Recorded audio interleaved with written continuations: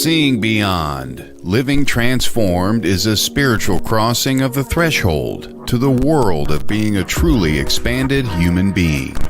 Join mediums Cheryl and Kelley for conversations about discovering deep spirituality, developing your intuitive and empathic skills, and personal mediumship. Each episode will focus on tips, tools, and techniques to help you understand and expand your own inner gifts of life journey. Now, your host of Seeing Beyond, Living Transformed, Kelley and Cheryl.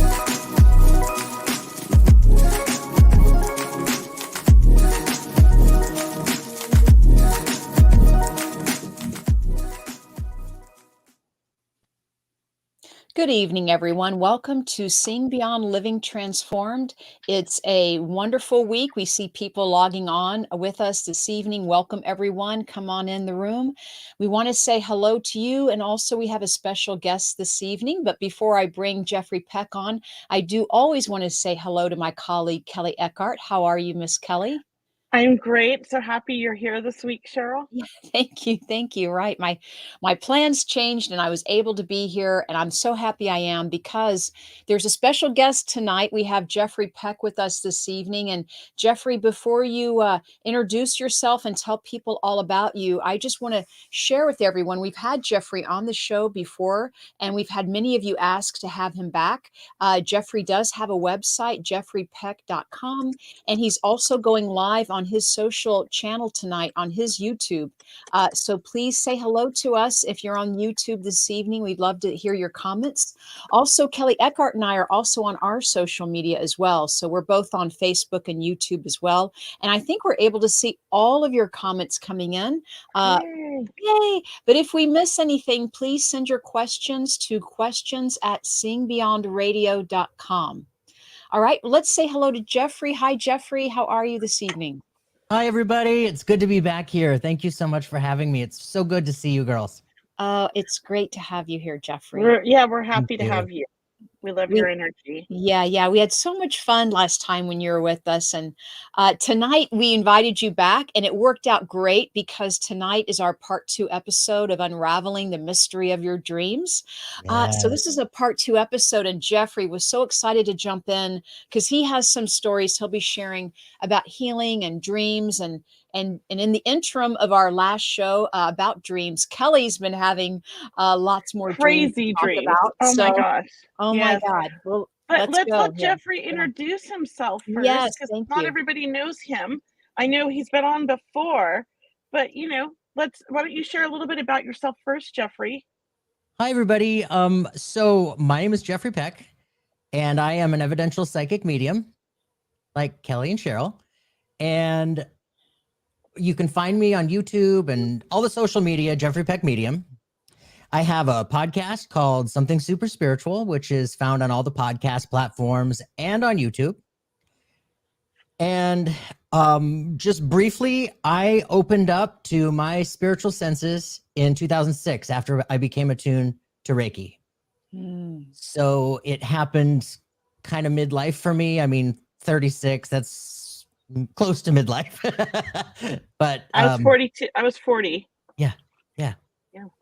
So yeah, it opened up, and I thought I was going bonkers for a little while, but then I realized what was happening. And as spirit would have it, when the calling becomes a yelling, you go. It's so true. Yeah. Yes, that's really true. Well, thank you for coming on and being a guest, and you even offered to be a co-host because originally Cheryl wasn't supposed to be here, so we appreciate that. I know. Thank you for asking me. Yeah, well, we love happy people, and you're such a happy person. I do too. So I feel like you have really great energy that blends with Cheryl and myself, and that's important as to have somebody to fill in. Like we have to all blend, right? And yes, so we have you, completely. and we have Lori Albert, and between you and Lori Albert, you just both fit in so perfectly. So we appreciate you. Thank you. Yeah, thank you, you. Jeffrey, for making you. it happen. And if we can just take a moment to say hi to people coming on, if we can see the comments section. I mean, we see Sharon has logged on. We have Courtney. I mean, so many people are with us tonight. We're so grateful that you're here. It's such a great topic. But let's say hi to some people. We have Kevin. We have Courtney, as I said. We have Keith. Hello, Keith. We have Peggy. There's so many people. Frank. Sue, C. Rose. So, hello, everyone. Thanks for joining us tonight, and we're happy to have you here. So, let's dive deeper into unraveling the mystery of your dreams. And why don't we start just by sharing a story? Jeffrey, would you like to start just sharing a story about? Ooh, I've got two really enormous experiences that I had with dreams. Yes. I've always been a huge dreamer. I've always been a huge dreamer. I mean, my dreams are in Technicolor. They are lucid sometimes. There are times when I'm in my dreams and I realize, wait a minute, in the midst of a nightmare, wait a minute, I'm dreaming. Yes. Turn it around, right? So in my early 20s, this was 15 years before Spirit. Uh-huh. I feel like I was always connected. I was always dialed in somehow. I knew there was Spirit. I was always interested in the paranormal and in energy, and my 20s were tumultuous. I came out when I was 25. Before that, I was struggling like crazy. And in my early 20s, I had this repetitive dream over and over and over again. So listen to this. And you too, pay attention to the symbology in these. I will. So I remember it as if it was yesterday. Yeah. I was coming over, the colors were extremely bright. Green grass hills, super bright cerulean blue sky. And on top of the hill was an old white farmhouse. Think back to Little House on the Prairie, old school farmhouse, right? It was huge. It was enormous. And it was pristine. Everything was pristine. The grass hills, perfectly as if they were just mowed. As I'm headed this direction to the house, I recognized the house, but I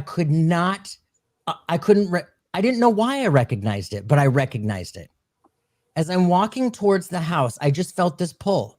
I walked up the hill, and as I'm standing on top of the hill, I had one more little hill to walk down and up to the house.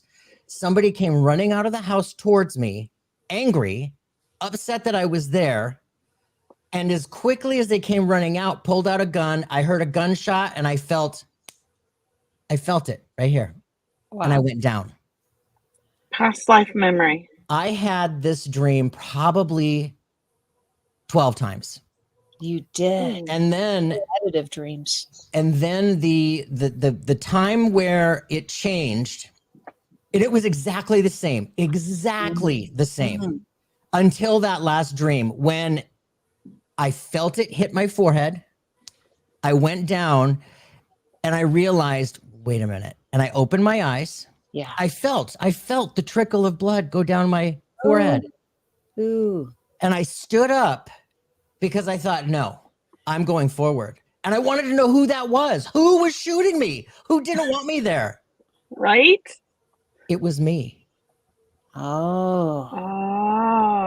It was me. And when I recognized it was me, I was like, no. So I kept walking forward, and then he ran in the house. So I walk in this house, and it was dark. And when we dream about our houses, the houses represent our inner self, right? Like the inner castle, like Carolyn Mays talks about. The basement is the lower ego, right? The fears, the levels. The levels, right? Each level you go up, the higher you get to your spirit. Like think about the chakras. The higher we go, we get to the crown chakra, right? So the attic is where spirit is housed. Yes. I knew I wanted to go up. And so I'm walking through looking for the stairs. I find the stairs. I'm going up. They're creaky. They're breaking. It's like everything is stopping me from getting up those stairs. each doorway that I passed had like a podium in front with an old book that was opened up to a different page with each door. And there were a lot of doors. Like the hallways were enormous. Doorways on each side.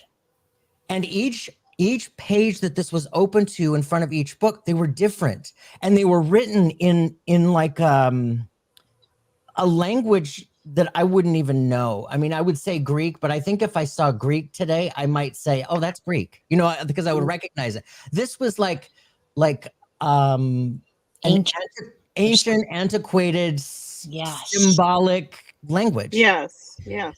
So I remember making it up the stairs. I remember myself coming out. I was like, it was haunted.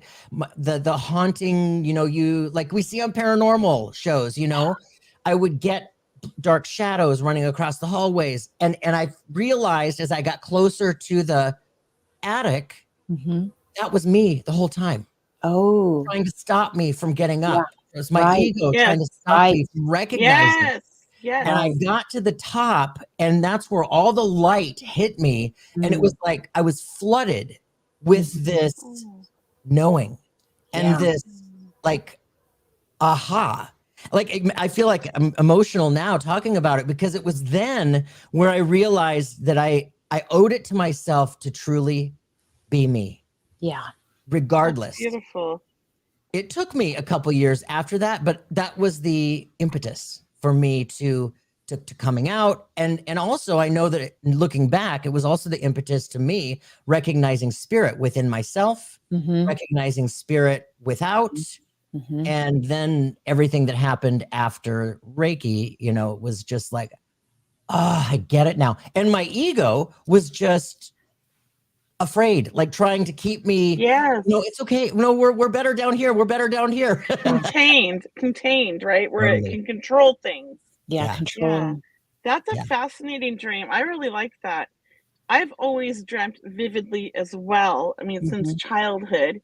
And I actually remember a lot of weird things as well from like the spirit world and being in the spirit world and watching my siblings be born and all that and choosing to be born. I remember all of that. And I've just had like these crazy dreams, but there was one that it was very I feel like 2 times where my spirit family came to me in a dream, and the first time they said, you need to leave now. Your husband's going to kill you. So I packed up the kids and left because he was going to kill me. And I got a divorce, and you know, and then like a year later, it was my first boyfriend and my dad that had passed, both came to me again and said, this is your soulmate, and they showed me my husband now. And I argued with them in the dream, and we were all sitting in a jacuzzi like talking about my soulmate with my dad and my first boyfriend, and I'm going, you guys don't know me. And I'm like arguing with them going, that's not my soulmate.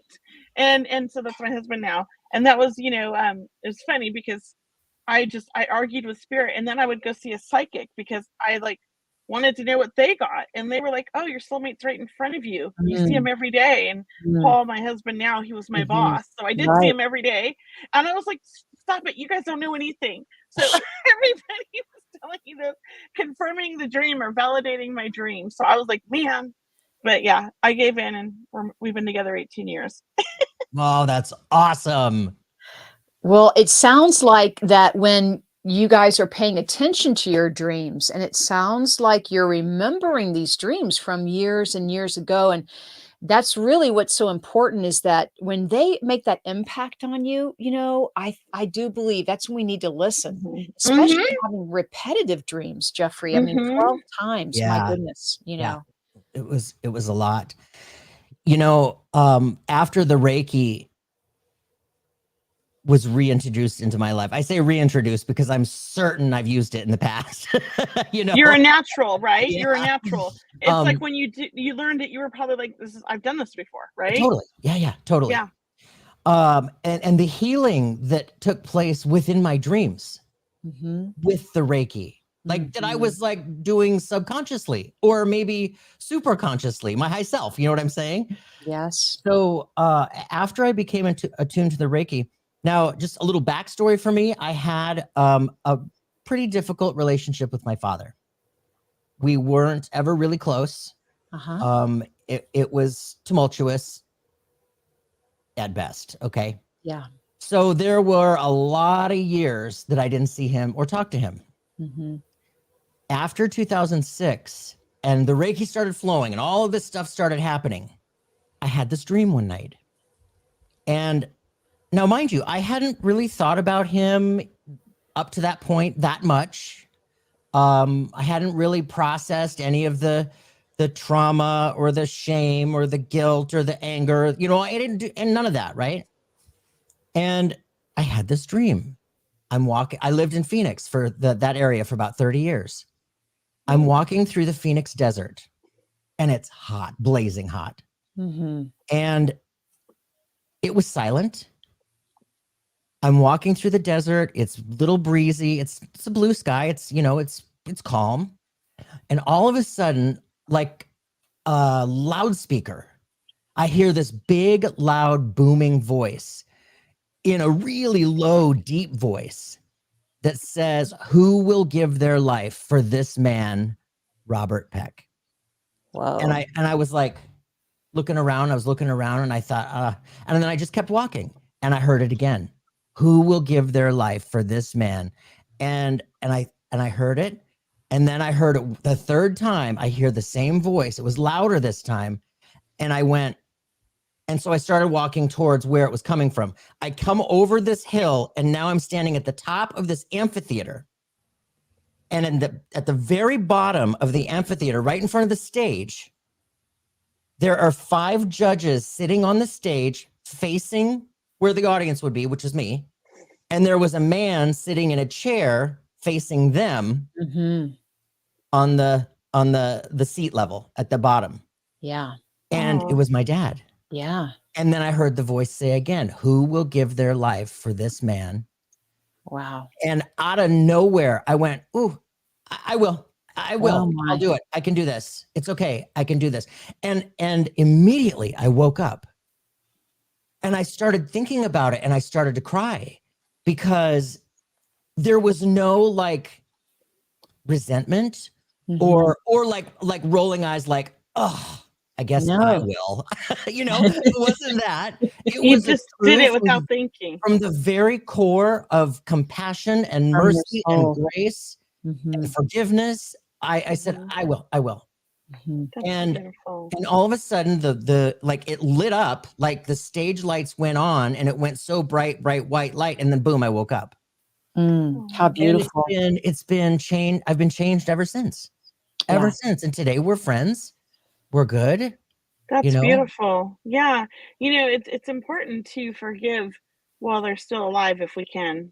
You know, my dad was an alcoholic and left when I was 7, and there's 5 of us kids and they all hated him.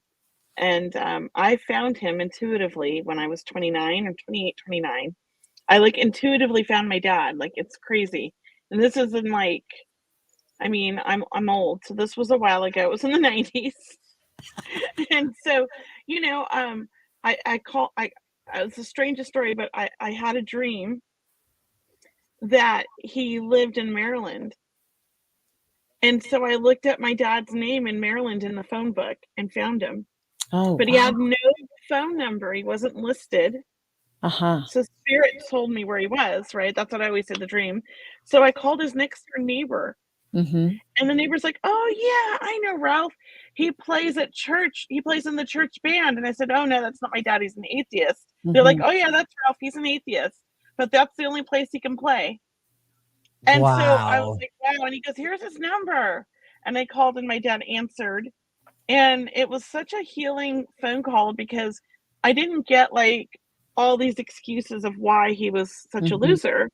I got this, "I'm an alcoholic. I still am an alcoholic, and I'm sorry. I wish I could tell you different. I'm a shitty person, and I left you because I was selfish, and I left the whole family in my alcoholic mind. I thought, you know, you'd be better off without me." And you know, I was like, you know, I appreciate that. And so I'm like, I forgive you and I love you, and I hope that, you know, you find peace and that you pass in a, you know, because he was dying, and he died a few years later.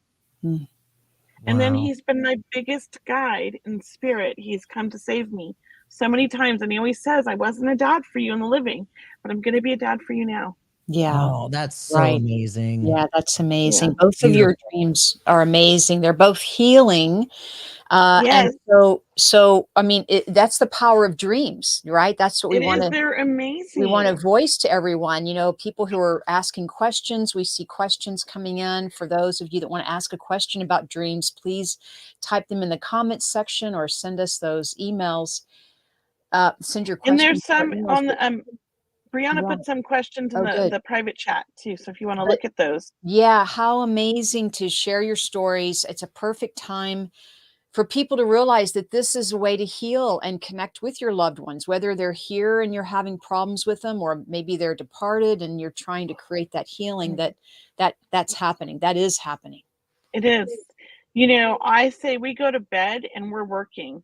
We're working on ourselves. Mm-hmm. We're being guided. We just don't always remember it or know it. But the Mm-hmm. spirit world, our guides, our angels, they work with us at night while we're sleeping because we're in that altered state of mind and we're Mm-hmm. open and we're receiving information. I know many a times I don't always remember my dreams, but I go to bed with an intention to get some answers and I wake up with clarity in the morning. So Yeah. just because you don't remember your dreams doesn't mean you can't get some clarity. You can't get some answers. So I always tell my clients, you know, keep a dream journal or keep a Mm-hmm. journal next to your bed and write Mm-hmm. down all the things on your mind because Mm-hmm. I'm that person that could never go to sleep because I was thinking about so many things. So you write them all down in this little journal next to your bed and you let them go and you go to sleep. And you wake up in the morning and you look at that and you're like, I know what I need to do. Like it's all so clear. Mm-hmm. Mm-hmm. That's because spirit came and talked to you and talked some sense into you. It's really healing to just write things down, period. You know, write them in the Yeah. morning, write questions in the morning, in the evening, anything you want. And Kelly's right about, you know, even though we don't remember our dreams sometimes, doesn't mean we're not receiving information or getting that download or that inspired idea later that next day or the day after. So great information, Kelly. Yeah, and, you know, I only know this because since I was a child, I was in the gifted classes for math and English, but I didn't really care for English, so I was really into math. And at night, I'd go to bed and spirit would like teach me math. And Hmm. I'd go to my little white room. It was all white with a whiteboard, not a chalkboard, but it was a whiteboard. And everybody was dressed in white. And I'm like a little student, a little kid in the classroom, and they were showing me math equations.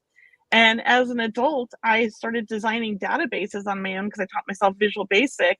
And I remember I would do custom software for businesses in my 20s, and nobody taught me anything, but I was always taking programming classes as a kid. And I remember I was stuck on this one equation because I was trying to tie it in with the accounting software of the business and the routes of the trucks. And I was pulling together this whole like system, and I was stuck on the equation. I could not figure it out. It was not calculating correctly.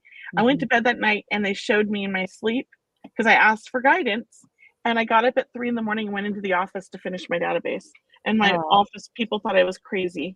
I love it. I love it. That is So so cool. I love talking to spirit before I go to bed. I might not always wake up remembering what I dreamt about, but I definitely wake up knowing the answers. Hmm. And I think we can all do that, you know?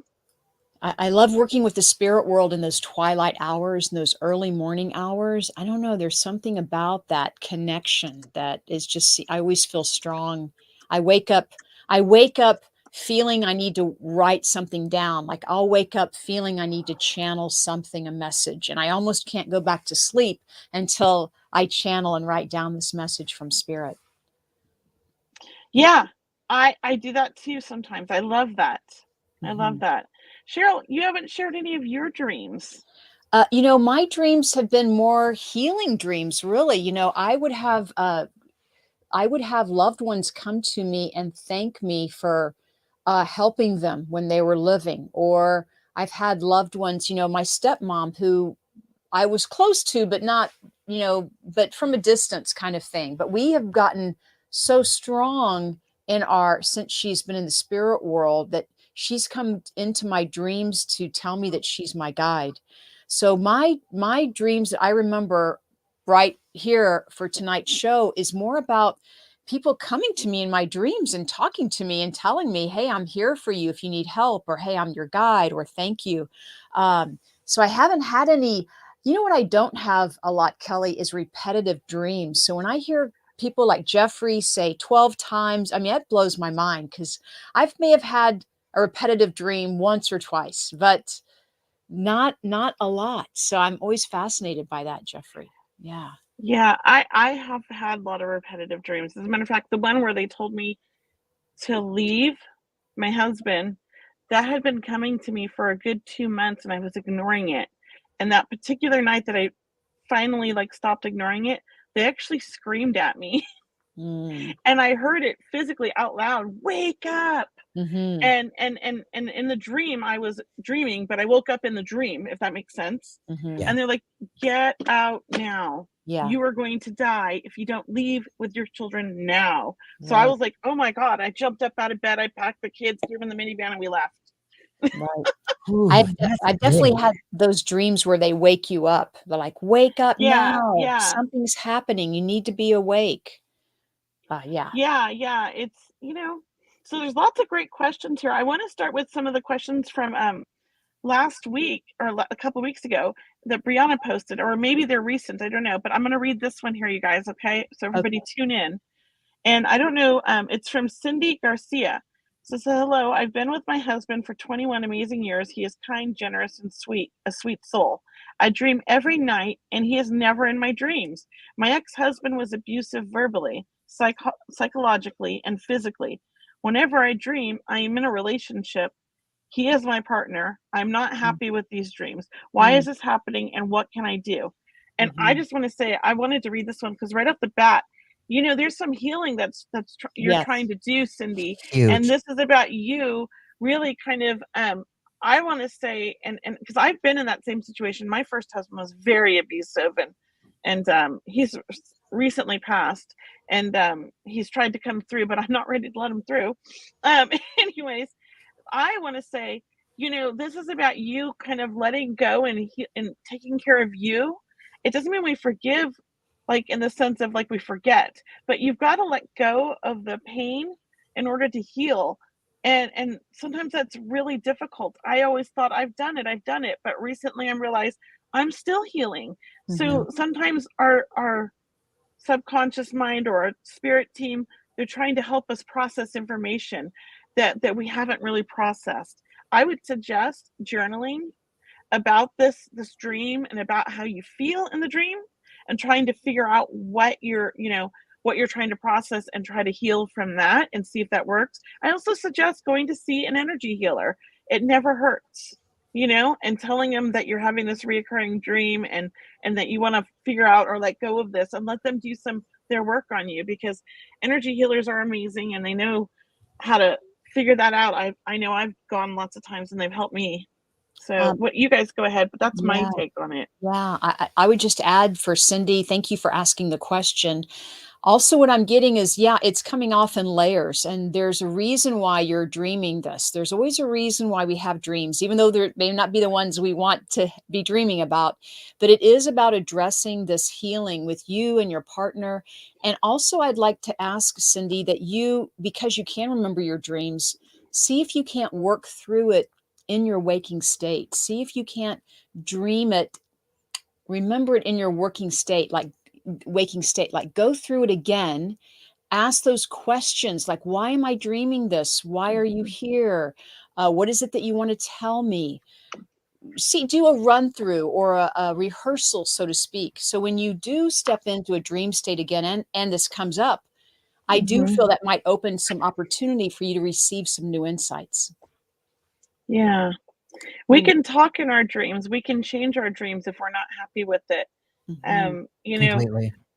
I know I've always seen spirit in my dreams, and I remember when my first boyfriend died, he was I was about 26 when he died, and he was like 32. Mhm. And he came to me right away, and we were at the restaurant that we worked at when we fell in love in Marina Del Rey. It was Jamaica Bay Inn. It's a hotel restaurant. It's still there. And we were sitting outside by the pool having drinks and eating, and I was like, "What are you doing here? I thought you died." And he's like, I did die. And I'm like, well, how are you coming to me now? Like, how are we here? And he's like, it's part of your dream, but you're kind of with me. And we were just having this conversation, but I just remember like, what are you doing in my world? You know, you died. And it was just so funny. So we can have conversations with them. It's amazing. I mean, we're able to think while we're dreaming, believe it or not. I'd like to add to that that a dream that you're reminding me of, Kelley, is a friend of mine took his life. So a friend of mine, long time ago, took his life, and it shocked the whole area. All of his friends, we had no idea. Had no idea. You always saw him with a smile on his face, right? I mean, it just was so out of character for him. And so I thought about him months and months and months, and finally. At a time where I didn't think he'd be coming through to me because I was working out of town and I had other things on my mind, so to speak.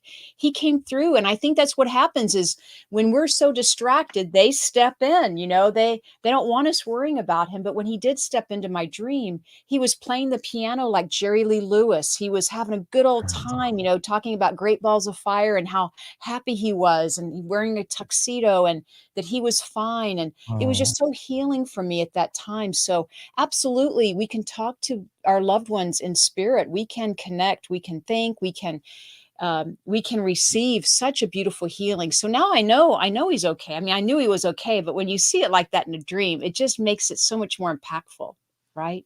That's Yes. awesome. Yeah. Well, Cheryl, you picked some questions. I wanted to read those too. And so, well, I read that one. Did I read the last one? But either way, you go ahead and pick now. There's another question Well, that in the private chat that Brianna posted, I'm and then gonna there's a whole bunch in the chat.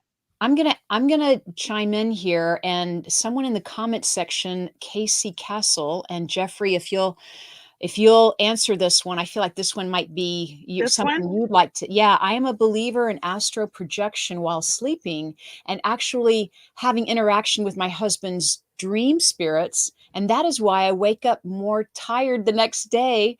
Sometimes, like my dreaming self was out all night with my husband's dreaming self, too. What do you think about that, Jeffrey? I About absolutely believe that is a definite possibility, probability. I mean, yes, we are first and foremost spirit. And Yes. like Kelley said earlier, when we sleep, we travel, we go places with our guides, with our teachers, with our loved ones, you know. More often than not, we don't remember, but we do. Every night before I go to sleep, I ask my guides and guardians, let's do some teaching tonight. Whether I remember or not, whatever, let's just do some teaching and healing, right? But to have that experience is an absolute real thing. And I've heard this being said many times, that people wake up feeling tired, like they didn't really get a lot of sleep because they were so busy in the night. Yes. And raise your hand if you've had that experience, Jeffrey. You too, 100%. I'm sure. Oh my gosh. So yes, that's really cool. I have yet been able to consciously reenact that.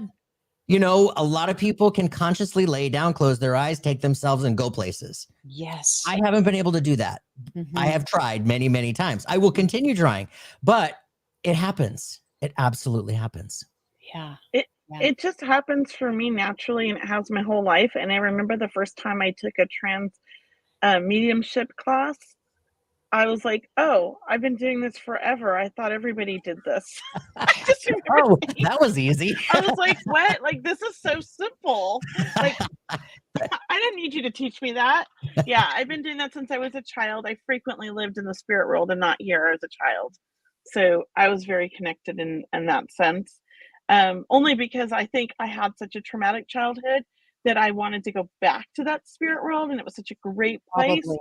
And I was so close with my angels and my guides, and they kept reminding me to go back. Yeah. But I loved it. Can I read something from Denise Lynn at Yeah. 729, Brianna? I don't know if you can put that up there. Denise I'll Lynn put it up says, there for you. thank I'll you, find Kelley. it. Hi, I just wanted to say hello and tell you how grateful I am for you guys. I don't feel like a freak when I hear that you get me. I know you understand. Yes. Absolutely, Denise. We understand. And we Right? encourage the dreaming state too. And we can actually travel, as we mentioned, we can heal. We can maybe even see the future or have precognitive dreams. I know even in some of my dreams, I've dreamt of earthquakes or tidal waves coming. Only, it really was. It makes you kind of nervous. I didn't predict, but I had a dream where there were earthquakes coming. I'm in California, and then definitely within the next couple of weeks, I think they did happen. Like 3 in a row happened, and not too far from where I live, but not near me, thank God, but not near anyone. No one got hurt, but it's really that feeling of, oh my God, I just feel like something's going to happen, right? Some Yes. natural Yes. disaster or feeling is going to happen. So Yeah. I also, and I love sharing this story. I think you've heard it before, Cheryl, and I don't know if we said it the last time, but I did a lot of my grieving in my dreams with my son after he passed. And we met in the desert, and we would hold hands, and we're walking through the desert, and there's footprints behind us. It's quite beautiful. And then to the left and to the right were these like circles of like almost like time machine, you could walk into the circle and it was a memory that we shared together, and Like we would portals. walk The a portal, portal. thank you. We walk into each little portal of a memory, and I'm observing and feeling his emotions, and he's observing and feeling my emotions. Oh, And there was no words spoken, but we were wow. speaking, communicating in our minds. And there was a lot of tears. I was actually crying in my sleep because, he was my teacher, my son, my first child, right? We did this all the way for 6 months every night. I almost had this dream almost every night. And we did this all the way back to the time he was actually in the womb, and I was in the womb with him. And I felt the stress that he felt because I was in an abusive marriage, and he felt it even then. And I remember when I was pregnant with him, communicating with him like I do spirits, but he was in my womb and talking to him. So it was really profound to actually like experience it from the inside, if that makes sense. Yeah. Because it was not like I would imagine, but I remember being in the womb with my mother as well. And to me, it's like floating through space, and it's such a beautiful sensation, but then you hear everything and you can feel everything from outside of that cocoon, right? So it was quite a healing process. And of course, I'm a spiritual person, so every day when I woke up, then I would go meditate for like 2 hours just so I could spend more time with them. And he would always come back into my meditation as a blue angel with a hoodie because it was so cool, right? And he would wrap his wings around me and cocoon me in his like wings, and then we would just kind of experience the previous night's dreams or whatever I was going through with my pain. And it was very, very healing. Yeah. And so I wish that I could create a meditation that could help grieving mothers or fathers go through that, because it was such a beautiful experience. And I don't think I could have survived the first year without that. Well, Totally. that makes me have a question for both of you now is, so this is what clients ask me, and I want to get your take on this. Why can't they have a dream for their loved one that passed, right? Some people ask you that question, I wonder. Yes. Like, why can they not? They go, Cheryl, why can't I dream about my loved one, my husband, my wife, my spouse, my parent? What do you tell them? What do you say to that? Jeffrey? Yeah, Jeffrey, I'm curious, Kelley? Jeffrey, you go. And It's a really good question. I get a asked all really the good question, time. and it's a really difficult question because it's like the question during our mediumship readings when somebody's really hoping to hear from so-and-so, and that so-and-so doesn't show up. And the question is, well, why and where are they? There's an intelligence to spirit that we can't wrap our brains around. And there's a need that is addressed that they know is needed before we know is needed first, right? And it's like that when we are in the deep throes of grief we are racked, right?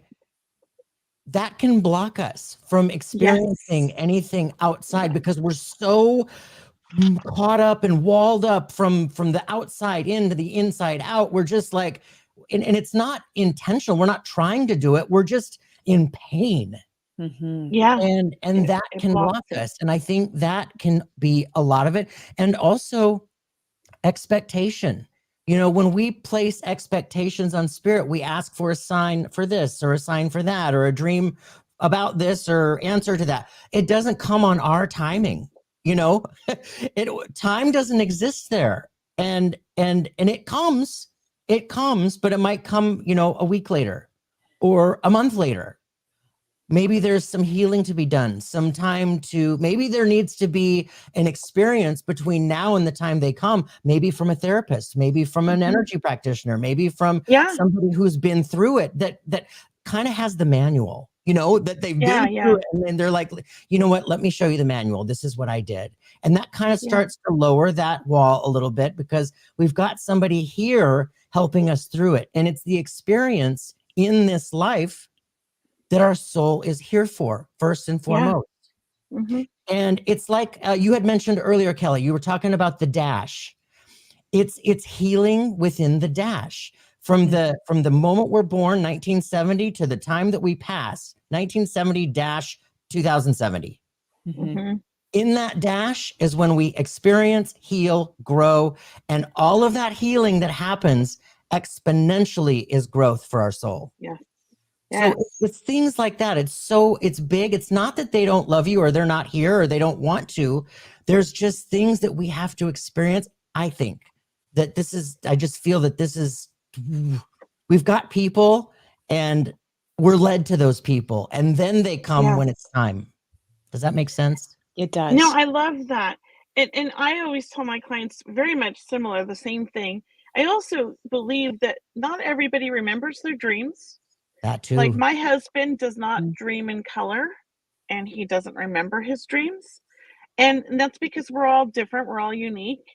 And, obviously that's not like his thing, right? But he does dream. I've heard him. He talks in his sleep. He talks to his dead people all the time while he's sleeping.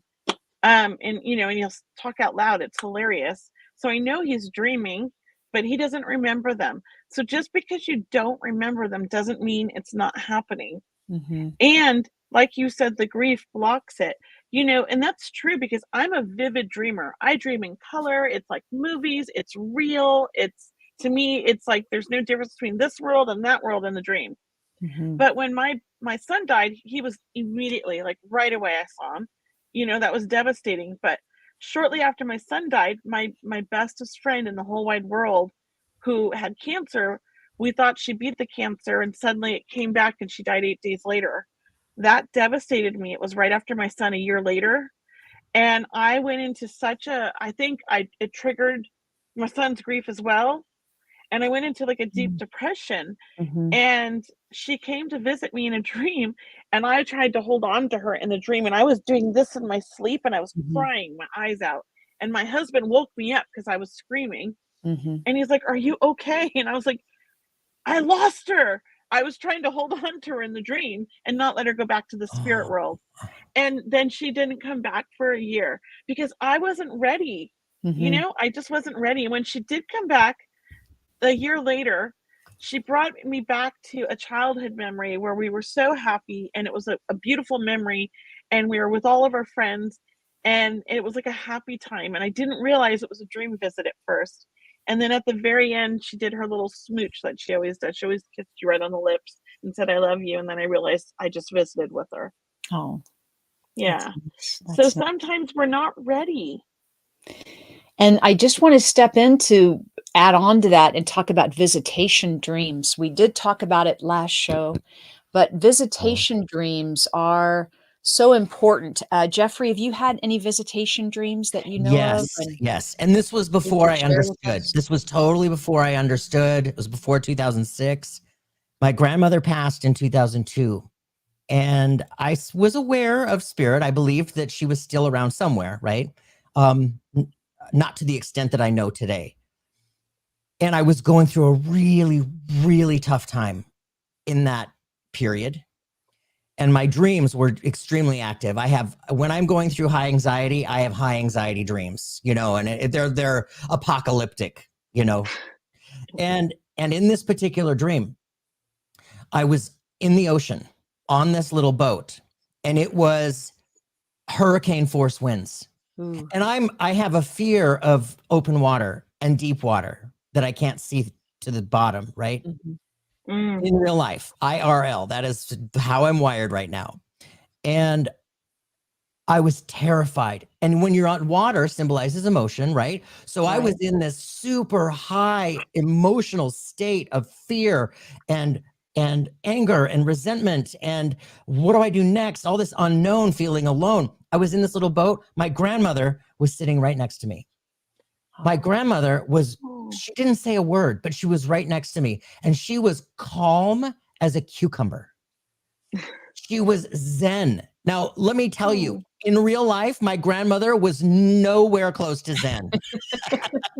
She was type A, you know, Oh. and she really was giving off this peaceful, I'm with you. She didn't say the words, but she made me feel safer. She made me feel like I was safe and nurtured and cared for, and that things would be okay.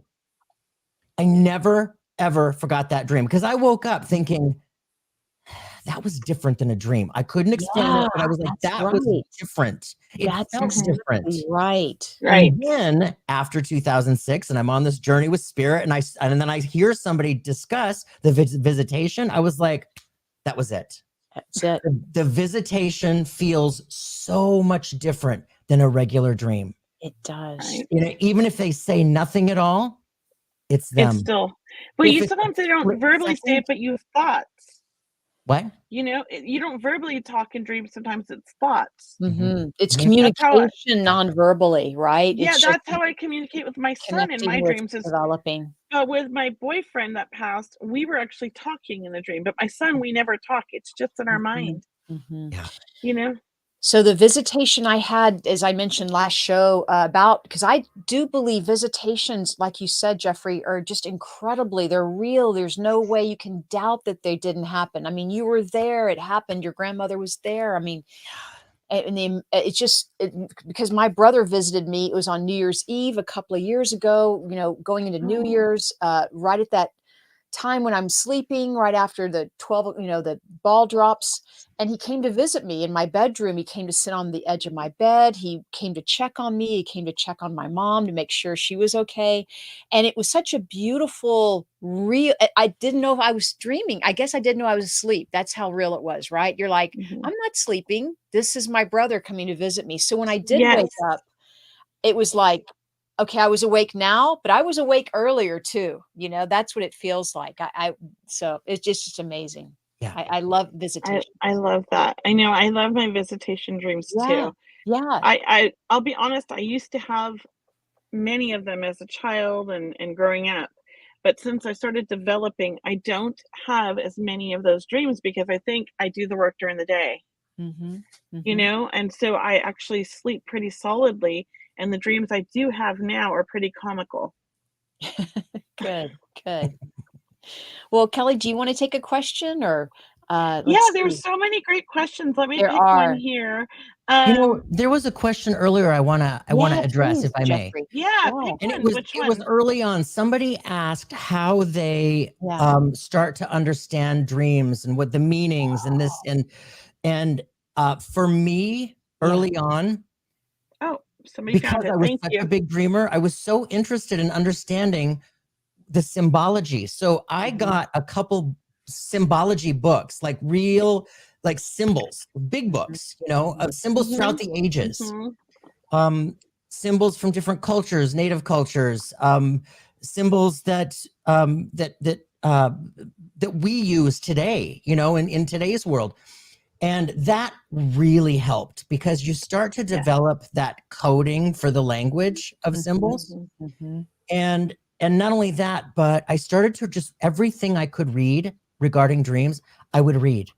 And I love Carl Jung's work with dreaming because there's so much depth in what he has to talk about. Carl Jung talks about how every character in our dream is actually an aspect of ourselves. So if you have Like, for instance, the other night, Martha Stewart, I had a celebrity sighting. Martha Stewart stopped in. But, so I woke up thinking, I'm laughing about it, first of all. But okay, well, who is Martha Stewart to me? What does she represent to me? What does she symbolize? Well, she's powerful. She's strong. She's creative. She's very type A. She's tidy. She's a great cook. I'm probably all of that too. And, whatever she was doing, I was paying attention to what she was doing. And I was able to tie aspects of myself that are actually going through that in life. And it was just, it's a mirror. That you can look at those characters as mirrors. But I just read everything I possibly could. Dream journaling, like you said, Kelley. And then, and I read lots of dream books too. I love them. So many dream books out there. I know. I love them. Some of them don't resonate, and some do. So the ones that don't resonate, it's okay. It's like Buddha said. You just take what resonates and you leave the rest. Right. Yeah. Oh my God. Did Buddha say that? Because I say that. Well, you're Buddha. I've been saying that forever. I didn't know Buddha said that. You are that, my dear. Okay, we're all going to dream about Buddha tonight. I might can tell. be round like Buddha, but I'm not Buddha. Well, this lady's been asking Amanda this question a lot. So, and it's all in caps now. We don't need to cap, Amanda. It makes me think you're mad, although I know you're not mad. It says, why is my husband visiting me in my dreams? As I've said, I didn't invite him, but in one, he gave me the keys back. I just have to say the first thought comes to me is he's giving you the keys back to your heart to heal. I'm not sure what happened with you two, but I do feel like he's trying to help you find peace and some healing with your past with him, because you hold on to some of that. And that affects you. I think my headphones are going out. Okay. Yeah. Okay. While Kelley changes her headphones, Jeffrey, do you want to have any feedback for Amanda about why she's getting the keys back in her dream? Well, what do keys represent? So the keys, if you look back in any of the movies, think of the old skeleton keys. The keys open up doors to something possibly mystical, something within, something deep within. And behind that door is information that we might need to know, that we want to know. We're curious. And I believe that this is a great... Can you hear me now? I can't hear anybody. We can hear Kelley you. was saying, there's a great healing aspect within this whole aspect of your husband visiting you. There's that healing, like you said, giving the keys to your heart. That's huge. And giving you, and I love what you're saying, Jeffrey and Amanda, just to add to that, the keys, it could be about handing you back control, handing you back choices, giving yourself options. And the keys represent prosperity as well. Also the keys represent opportunity for insights. It's almost like he's giving you a gift in some way, right, Jeffrey? It just feels like he's handing you back. He's handing you back information where you have the knowledge. You have this knowledge. You just have to, ask that question, go looking for it, open that door. Kelley, are you back? Can you hear us? Kelley, we're waving at you. Okay. Well, Brianna's working with Kelley backstage, getting her tech right. We hope that was helpful, Amanda. Please let us know. It sounds like definitely your husband is connecting with you, wanting to make a sense, wanting to make a connection and a greater contact with you. So, Jeffrey, let me ask you, do you ever have scary dreams? Do you ever have haunted dreams? Do you ever have gosh bejeez dreams where, why did that happen? Yes, I do. Yes, I do. I have struggled with depression and anxiety my whole life. Okay. Sometimes higher than others. It ebbs and flows. Life ebbs and flows. And seriously, in the high anxiety periods, I do a lot of work in my subconscious and superconscious in that dream world. And yes, the dreams that I have, like I said earlier, apocalyptic. I have experienced, now that I know I'm not afraid like I used to be. I used to wake up terrified. When I wake up now, I wake up sometimes a little bit stressed at first. Let's be honest, a little bit stressed. But when I'm looking at it, I start to piece it together. If I'm walking through the dark and there's black shadow people all over the place, I can sense that there is an aspect within myself that needs to be seen, that needs the light. There are times when I'm a big flyer in my dreams. I fly all over the place. There are times when there are electrical wires above me and I can't move. And that's telling me that something on my insides is afraid. There's a fear in moving forward, a fear in that confidence, maybe, that I'm holding myself down subconsciously. So it's breaking through. And those times when I have broken through those wires. So yes, the apocalyptic dreams, the nightmares, they still happen. Yes. And they're still informative. I mean, because you're open enough as an intuitive, to go looking for there's research to do here. Why, looking for the curious side of what is that to teach me, right? So I guess after every dream, we should be asking ourselves, right? You and Kelley, what am I to learn from this experience? What am I to learn from this dream? Completely. What is it trying to tell me? The dreams are always trying to communicate with us, to our insides within. Yes. What is happening within, and from our spirit people, what is, what the visitations, they're always communicating love and connection, and that they're not missing out. Yeah, I love that. Sorry, I lost everything. I couldn't hear anybody, nothing. We're glad you're back. You had to change your headset. Yeah. Well, I just want to say one more thing about dreams from my end here, because I have, what I have a lot of dreams of are animals. And I don't know if you guys dream of your pets a lot or animals, or, I dream of my dogs. I dream of animals I've never had, whether it's snakes or elephants or jaguars, but they are so powerful. It's almost like it's a different type of energy. And I just wanted to ask if you guys had that experience. It's different. It's different when you dream about totally animals, different. Right? I am the animal when I dream about it, unless it's my animals. But if, like, there's frequently I dream that I'm the black jaguar or panther, whatever you call it, or another time I'm a horse and I'm running so fast and I can feel all the muscles in the horse's like legs just like hitting the ground.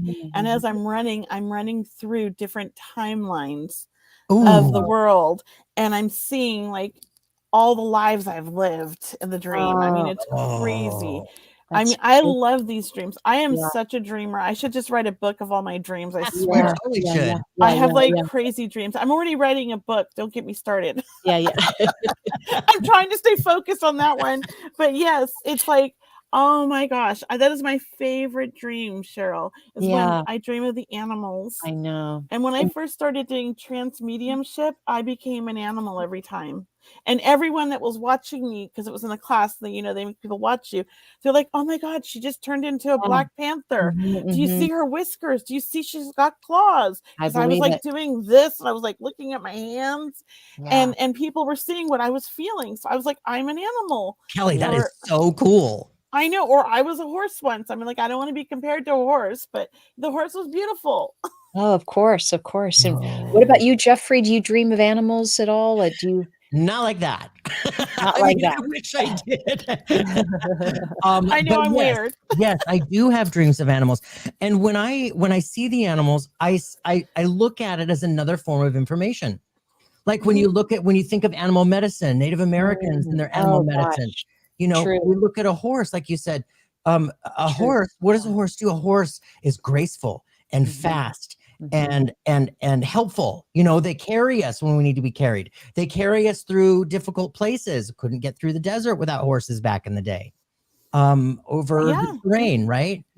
So, or an eagle, an eagle is flying through the air. That's a symbol of spirit, and spirit can see from the highest perspective. Yes. And it's another aspect within ourselves, because we are spirit. So yes, the dreams that I do have, they come in forms of messages. Yeah. I love it. And, I know that we're kind of going to come to a close in our program, but I can't tell you what a joy this has been. I Oh feel my like gosh, I've had so much we could fun. just keep going, for a whole nother show here. Can we just answer one more question, Cheryl? Sure. Do you Kelley. mind, you guys? No, go for it. Because I think this is an important question. What is the purpose of nightmares? I still remember the ones I had as a kid after my dog went missing and never returned. So for me, I had so many nightmares as a child, but to me, I was also connected with the spirit world. So a lot of times the nightmares I had were watching people die and just the fear that they felt. So I was very sensitive early on. But also I had nightmares when I was stressed about things, and they would come out in my dreams as nightmares. So perhaps some of the nightmares you had as a kid about your dog going missing and never being returned might be just your own fears for the dog, and they manifested out in that dream. It's not that the dog was, I don't believe. I think it was more just your own fears, because a lot of times my fears would come out in my dreams too.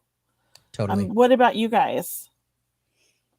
I definitely believe that. I believe that probably this was a time where you loved your animals so much. Of course, we all love our animals and we don't want to lose them. So maybe that you were also having a fear within yourself about other things you're experiencing around, either losing control, right? Or, maybe someone was taking control from you, even though you were a child at that time, or telling you, no, you can't do that.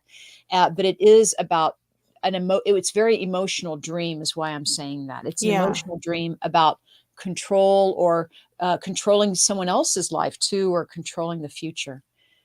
What about you, Jeffrey? I absolutely believe that was coming from the heart, the fear of the heart. But see, I've had so many animals, and I have lost a couple. I found them. One of them I never did.